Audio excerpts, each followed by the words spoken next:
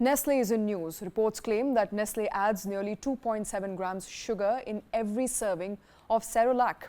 That's literally half a teaspoon of sugar added. In fact, it adds sugar and honey to infant milk as well as cereal products. But that's not it. It does not add sugar in other developed countries as opposed to developing or poorer countries like Asia, Africa, Latin America, including India, while the same products are sold sugar-free in United Kingdom, Germany, Switzerland and other developed economies. A classic case of modern-day discrimination, apartheid if you may call it, if the investigation by Public Eye, a Swiss investigative organization, is to be believed. Now, a newborn baby does not need sugar. In fact, it is in violation of the international guidelines that focus on preventing obesity and chronic diseases. So why does it do it? Because sugar is addictive and more parents buying Cerelac means better sales and bigger bottom lines. Nestle has in fact shared a statement with us here at News9. It will be on your screens very shortly. The question, of course, that we're asking is Nestle in the wrong for adding sugar even if it advertises on the back of each pack? Joining us on the broadcast will be Dilip Cherian. He's an image guru. With us at the moment is Dr. Shikha Sharma. She is the founder for OneHealth. Dr. Shikha, thank you very much for taking time out. Kartik Malhotra here with me in the studios. I want to begin with the first question. I think that's the most basic of them all. And that is, Nestle shares this information on the back of every pack of Cerelac that it sells. Therefore, is it a violation in any way or any form as per the existing guidelines in India? See, technically what is important is that most companies would not violate blatantly any regulator because that would call for penal action. But the case in point over here is that the same product which is being sold in European markets with lesser, with much lesser quantity of sugar, and here in Indian and developing countries like Brazil or Africa, it is selling with higher quantities of sugar. Obviously, it is selling for taste, or it is selling because of pricing pressure. So what is very important to understand is that why does a good company do this for a consumer where it's making billions of dollars in revenue? So what is important to understand is that is it because Indian consumer is not aware? Is it because Indian consumer is not demanding? Is it because over here, because of the pricing pressure, the company feels if we add more sugar, then the cost will be lesser?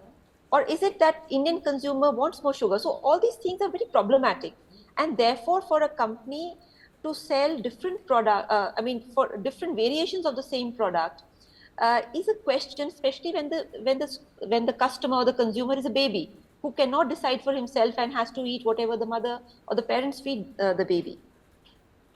Dr. Sharma, good evening. Thank you for being here with us. I'm Kartik Malhotra. Want to get your views on what is the dietary requirement for children pertaining to sugar. Do children need any form of added sugar in their food? Is it beneficial if it is administered to them in whatever quantity, or is it absolutely incorrect? As a dietitian, what would be your recommendation as far as sugar to children is concerned? There is zero requirement of sugar for the baby. A small baby, and especially a 6 months old baby, 7 months, 1 year baby, does not need sugar at all. In fact, it is, most pediatricians would say that do not give your child sugar or salt till 2 years because the baby does not need it. Because natural sugar and natural salt is found in weaning foods like mashed potato, like mashed apple or mashed banana. All of them have natural sugar, and that's good enough for the baby. They don't need added sugar in any product at all. On the contrary, I would say it's harmful for the baby, and it's not required at all. Right. So if it is harmful for the baby, if it is not required at all, then why do Indian regulators actually permit children's food items to be sold with added sugar in them? See, what is very important is that a regulator basically creates a template that, okay, this is the maximum permissible. But the regulator does not define what is ideal. And because, see, for a regulator, they have to have a level playing field for thousands of products and doesn't go into the nitty-gritties of each product specifically or each brand. So the regulator will say, okay, these are the templates, or within this you have to work. A good company is expected to know a company which has been working for many years, for decades in the field, is expected to know that if they're doing their research right, if they're and most companies are supposed to do their own research in, if they are in specialized products like infant feeding formulas or in specialized formulas, that what is right for the baby.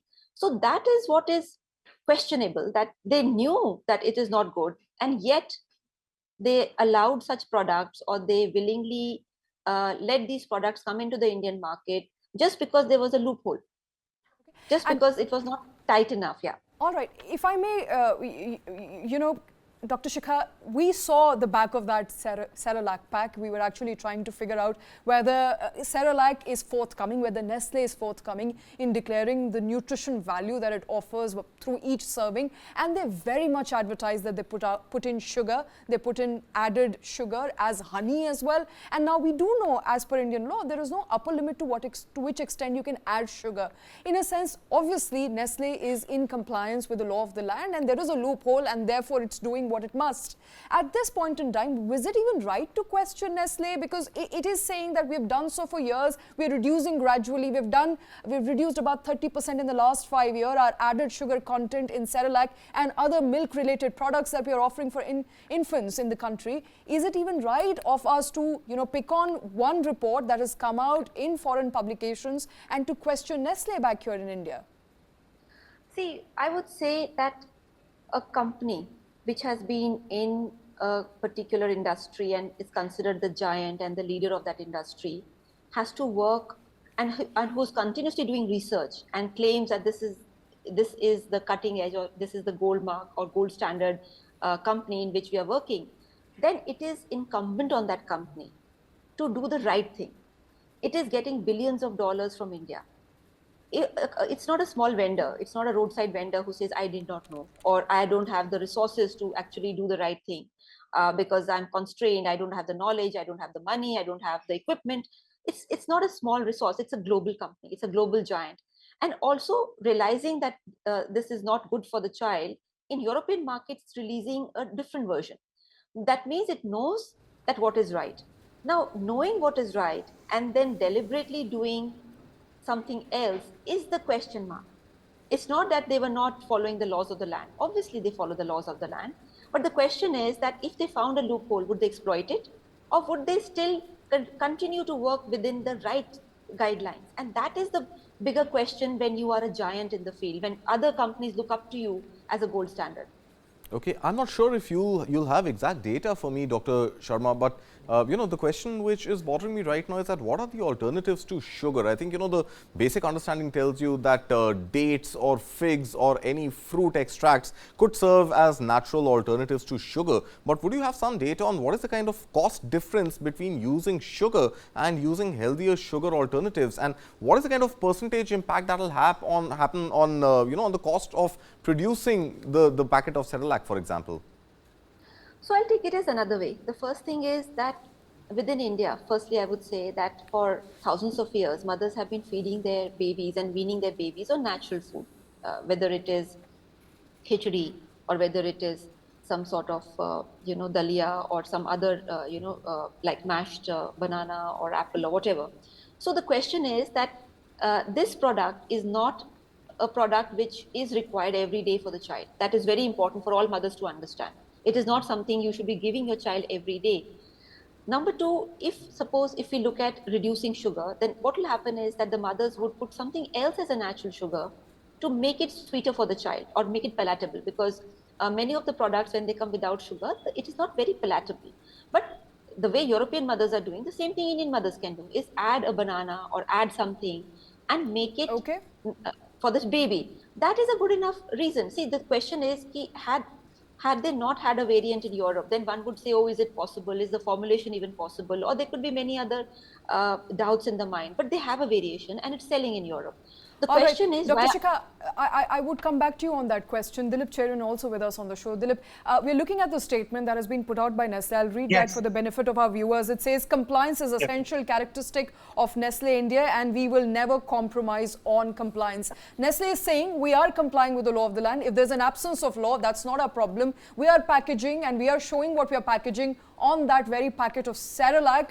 Therefore, we are in compliance of the law. What sort of impact are you looking at as far as this big controversy around added sugar is concerned?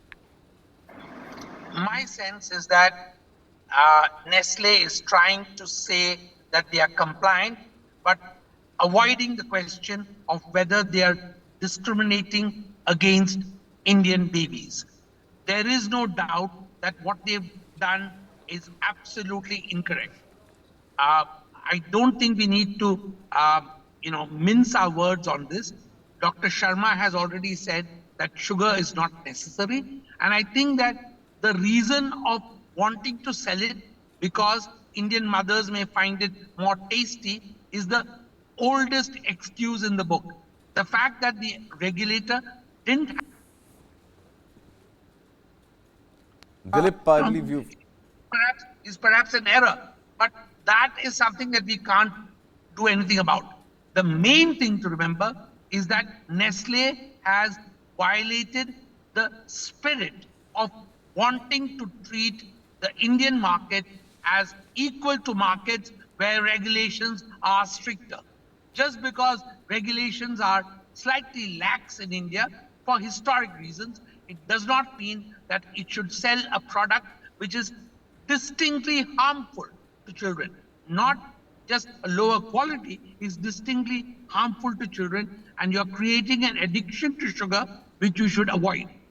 Dilip, I have a very simple question. Nestle has been very honest in its disclosures at the back of every Cerelac packet, and it tells you how much sugar is added in every serving. Is the problem therefore at some level on us as Indians to not reject these products and compel the company to go ahead and make healthier options available for us and our children? There are two people who should take these decisions. One is government, whose regulations are lax and they need to be pulled up for it. The second is companies need to understand that they cannot sell a telephone in India which has a higher radiation level just because the government is not specifying something. This is not something that we as Indian consumers may be aware of widely enough. And that is a problem with Indian consumer education. But I think companies know what they're doing, governments should know what they're doing, and therefore we need to pin the blame exactly where it belongs. Let's not try and find ways, because there is no advantage to us as either media or as consumers, to allow the blame to slip between the cracks. It may be compliant, but is it good? The answer is no, it's not a good product. Is it sold similarly in other markets? No, it's not. Therefore, the company knew better and it didn't do better. Dilip, I have one more question, and since you're somebody who understands brands much better than us, there are startups in India which have launched healthier alternatives to children's food and to us as well. And one example I can give you is perhaps a drink that you would have encountered as well, which is the raw pressary, which does not add preservatives and does not add sugar. As consumers, very few of us can go ahead and afford those healthier options in our packaged goods dietary needs. So if Nestle, Cerelac were to go ahead with an option which is healthier, albeit more expensive, is that going to do more harm than good to the country, because a large chunk of the population may not be able to afford it? If you are implying that putting sugar or adding sugar to these products is a means of lowering manufacturing costs, I don't think that's correct. Second, I think that it's great to have products which conform to what are currently scientifically accepted norms, and they will be more expensive. But the power of brands, and I've worked with over 1,000 brands over the years, over the last 30 years, and let me tell you, the power of brands is that they are able to expand market share, they're able to keep unit costs down, they're able to do market penetration at scales that almost no other products can do. But in the process, very often, if they are not totally globally ethical, and if governments in India don't pay enough attention to what the constraints ought to be, then they will always cut corners, and we need to be conscious of that. All right, Dilip, will it be far-fetched, therefore, to say this is a classic case of discrimination against Indians as well as Asians, Latin Americans, countries that are traditionally considered to be poor markets by a big brand like Nestle, which can afford to give a better product, a better quality product to a European country, to the US, to the UK, as opposed to a country which they traditionally consider to be poor? That, I'm afraid, is the only conclusion we can reach. As I said, they can make much more profits in India simply because of the fact that it tastes good. Mothers who want to be upwardly mobile, it is almost as if it's a product which makes them feel that they've joined a global elite. I think that is wrong on the part of both companies and government to not have cracked down on this much earlier when the scientific evidence is incontrovertible. So what does one do? Shweta, I think the larger question is, what can we as citizens of this country do? Because if there is compliance legally and if there is an unethical, not an illegal, but an unethical practice being followed by a multinational brand, what options do we have, Dilip? You know, is there a lesson that one can also learn from what happened with Nestle when it came to Maggi? The huge backlash, the public uproar, the pullback of Maggi as a product from various shelves and various stores, and Nestle forced to come out in public, acknowledge that there is a problem, apologize and make amends. What are the options available with us as Indians today? I think citizen groups, doctors, media and government all ought to come together and check which other products similar things are happening to. If you discovered, for example, that a big car company was skimping on the brake linings because it was being sold in India, would we not raise a shindy about it, though the consumer would never know, the customer would never find out till it was too late?